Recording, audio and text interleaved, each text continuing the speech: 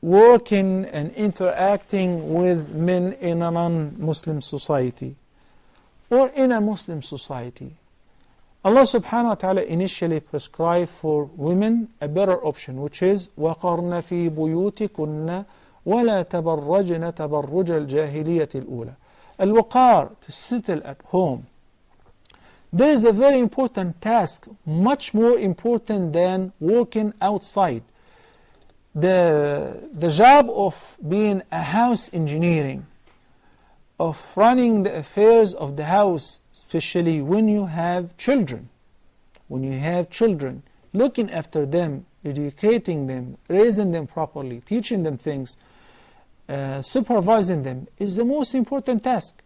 I swear it is much more important than the job of the husband who is working from 8 to 5 in order to earn his living and support the family and put bread on the table. Without this job being fulfilled, the kids go astray.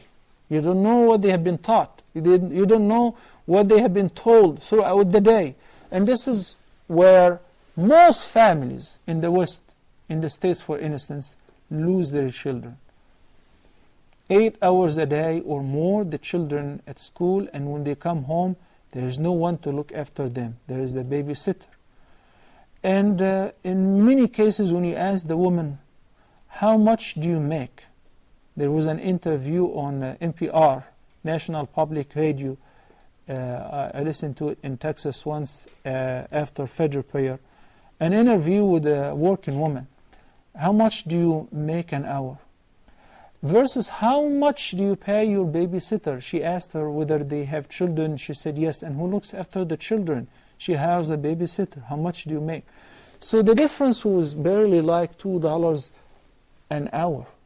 So you go out and you leave your children to somebody whom you don't know.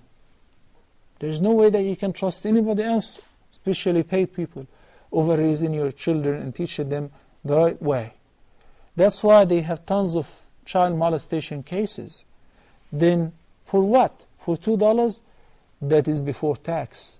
By the time you pay tax, you break even. To prove what? To prove that you can go out and you can work and you can compete with men.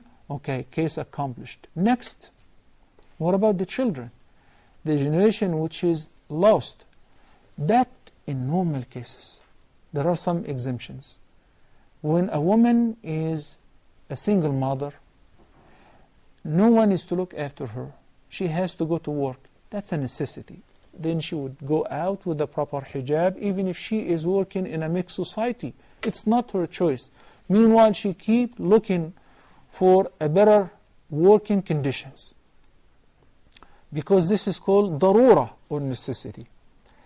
Or when the couple are in very diverse conditions,